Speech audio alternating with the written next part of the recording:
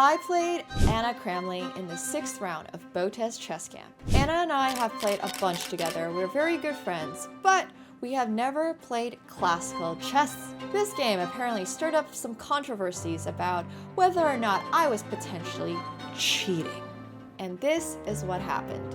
I got asked about this game a lot, and we just posted the clip of Anna and I basically hugging it out after this game, because obviously there were some things about this game that people were like, oh, did you do that on purpose? And we'll get to it. So let's go. So this is my game against Anna. Once again, I absolutely love Anna. She's amazing. And I played e4, she plays c5, so I took a look at this opening. We've played this opening a ton online, and this is basically like a really solid opening, I would say. It's not particularly interesting. Basically what happens is that black gets this isolated pawn, which white is going to play against, and we actually both had above 90% accuracies this game. Anna actually ended up having a 95% accuracy, while I had a 90% accuracy. So I was honestly pretty okay with the way that I played this opening, but I think I was trying to flag Anna a little bit too hard in the middle game, because I just made these moves really quickly thinking that, oh, you know, I'm just going to go for this pawn on d5 and see what happens. And with the way that the game turned out, Anna actually played basically top tier moves, every single move. So I wasn't able to capture the pawn, and I was so sad. Here I played rook d4. I was really trying to not trade off queens, but I decided to play rook b4 because I thought after queen takes e3, pawn takes e3, now this pawn will never be able to push forward, and I would be able to play against this pawn for the rest of the game. I had a really big edge, I would say, for most of the middle game, because Anna is just trying to survive and save her pawn, and that's the only thing that I cared about, was to capture her pawn. So I played rook d4 once again, trying to, you know, capture the pawn. However, I did realize that the c pawn would always be a little bit of an issue, because if I ever took this pawn, I would have to do it at a very opportune time, because otherwise I would lose the c2 pawn. So she plays rook c4 and I play rook to d1, and after rook f to c8, I decided to play rook to d2, and I think this is a part of the game where I realized, oh, I probably could have found better moves in the middle game. So I think what I could have really done here better is maybe, first of all, I don't love queen takes d4. So the reason I didn't play bishop takes d4 back here is because I thought knight to e4 would potentially be an issue, because if I take here, now she's going to have these pawns and she would be able to push f5. But upon second observation, I have bishop to c4, stopping her pawn from really being able to push up, so then I could just go for this pawn capture. So I think bishop takes d4. This is a move that I actually well, I didn't really spend that much time on, but I mean, I spent 7 minutes on this move. So I was thinking about all of these positional choices in here, and I thought queen takes d4 would be better, because then I can just put the bishop here and go for this. But I think I would have probably done better with bishop takes d4, because then I could have played bishop to f3, gone for this pawn, taken this knight, and maybe gone for the d5 pawn. So I think I made a couple of strategic errors that if I was sharper and was not so in a blitz mindset, I would have been able to find. But once again, I don't really think that, you know, that was the most critical moment. I think the game was a draw here and all that stuff. But I also definitely think that I should have played e4. I saw this move and was like, no, I'm going to keep all the pawns on the board so that I have a better chance of winning this endgame. And that is such a dangerous way of thinking, because I knew she had 55 seconds on the clock, so I didn't want to simplify the position at all. I didn't even want to trade a pawn off the board, because I was like, oh, she only has 55 seconds left and she still has to make 7 more moves. So I think that was a very big mistake. I think e4 is a much more logical move. And even though this does mean that I won't have the pawn here. Oh, also this is the correct move, by the way. You take the bishop first, so then this pawn has to capture, and then she has weak pawns. I was always like, no, I don't want to play these positions. I want to keep the position complicated, because if I trade off pieces, then how am I going to possibly win this position? And I think it's just in endgames, you just have to press small advantages for the win. It's not about like waiting for your opponent to make a mistake. It's not about trying to flag your opponent. And I think that's something that not playing classical chess basically at all, like I haven't played a game of classical chess in basically 2 years. I think that is one of the big mistakes I have. I wasn't very objective about my position and thought that, like, you see me move my bishop back. I was just trying to keep pieces on the board, trying to flag her, and I think that was really dumb. I think that's a very big reason why playing blitz and playing bullet is actively bad for your chess. And I think it really showed in this game. Like, I just kept trying to flag her, and she gets plus 30 seconds per move, so it's impossible to flag. Where in this endgame, I should be playing objective moves. Like, I should be playing objective moves, and I'm not playing objective moves. And I'm just like, I don't even know why my bishop is on f7. Like, I don't even have a reason to put the bishop on f7. I'm just making moves. And I think that's a big reason for why I was not very concise here. So first of all, I wasn't really sure what to play in this position, period. I played knight to e2 because I thought maybe I can go knight to f4 if the king goes to f6. And I definitely like considered that she could play knight to c8. And here I just thought that there was no way that I would lose this endgame because we still have equal pawns and stuff. So I played b4. And after knight to e7, she spent so much time like calculating this knight to c8 line after hitting move 40. I was definitely getting a little worried here. But I played b takes a5, king takes. And then after knight to d4, I actually found this move with bishop e6. And after g3, if I had just taken on f5, this would have been a draw. Because now if d4, I can take. After bishop takes, I play pawn to a6. If bishop to f1, I have bishop d3. If she takes here, here, here, and then I promote into a queen as well. And other than that, if she goes bishop to a8, kind of like how she did in the game, I simply have bishop h3. If she ever takes, I take, bishop takes. And I think this is the line that I missed, because here I was like, fuck, she has a pawn still and a bishop.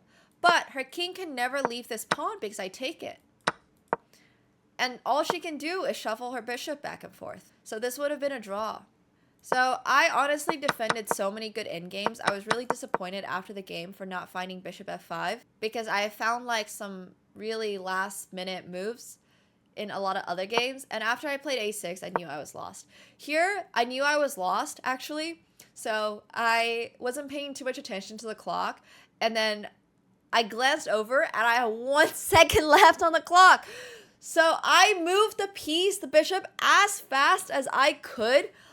And I was trying to put it on g4, but in the game, I think I put it, the bishop slid, and I had to go slam the clock because I had 1 second left. So basically what happened is that the board is, okay, so the tables are quite small. Like, I've been folding my score sheets and stuff so that they would fit. The board is really small, so the clock was already kind of like teetering on the edge. I don't have enough strength to slam a clock through a table, yeah? Like, let's be real here. You think that I would be able to slam a clock through a table? That'd be kind of crazy. Anyways, the board is like already slightly off the table, so I literally like slam the clock. The clock falls, and I with my reflexes, I catch it, but then by that point, we were already not sure where the bishop was because the bishop was on g5. And I immediately tell Anna that like, hey, that's not where my bishop is. And you can see me trying to explain that to her on the board. And we realized this is not going to work. We should go VAR. So we pause the clock and we put the bishop back onto e6 and we go call over Papa Botes. And Vila is in the kitchen and Papa Botes was apparently on the toilet, and he was like, give me 2 minutes, guys. And Vila was like, bro, what the fuck could you guys possibly need an arbiter for? And we were like, well, you see, Nemo might have made an illegal move and we're not sure where the bishop went. Yeah, at this point the game was already lost, but I just want to explain that I wasn't trying to like get extra time or anything. Also, it doesn't make sense. If I get extra time, like, to think on the position, Anna gets extra time, and I already know that her position is winning. So it made no sense. Yeah, anyways, but basically what happened was that the bishop was, like, placed on an illegal square, so extra time to be losing. Hell yeah, we love that. But, what would have happened without video? We're not sure what would have happened without video, which is why it was kind of nice that the game was streamed. And they pulled up a big picture of my illegal move on the Botez stream. And you can clearly see that my bishop is on g5, which it was not supposed to be. No, I made the move with 1 second left on the clock. Like, I made the move with 1 second left on the clock. I mean, it's an illegal move. And we both know that in time scrambles, shit happens. So we call the arbiter. Arbiter gave Anna extra time. And then we put the bishop back on e6. And I get to make my move again. And that's basically what happened. So anyways, even if it was legal, my move was ass. Like I said, I was not trying to cheat. I did make an illegal move. Please leave me alone. It is embarrassing enough. Like, seriously. You can laugh at me for making an illegal move. Make more illegal moves in the future. Yeah. Yeah, Anna's face was like, what the fuck? Anyways, it was an interesting game. Well, sorry, no, I was trying to play bishop g4. I made the move, and you can see in the video, the bishop slides.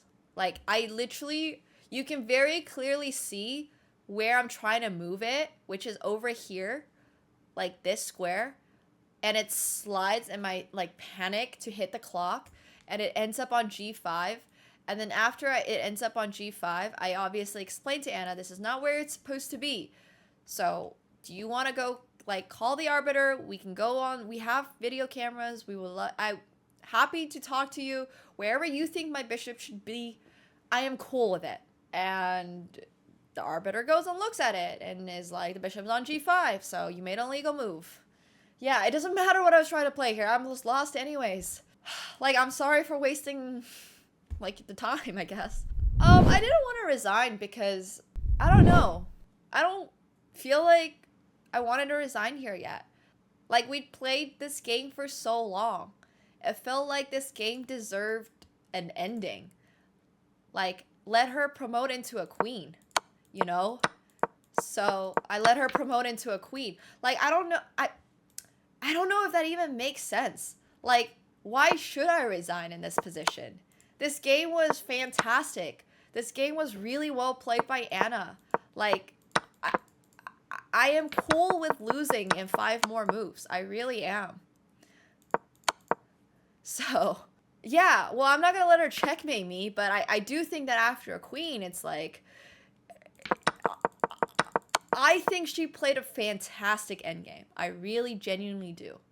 No, I didn't long for the classical game to be longer, but it's kind of like, if you're, like, losing in what was a close tennis match, but you feel like you're losing, and there's only, like, 2 more, like, let's say it's, like, 4-2 in the last set.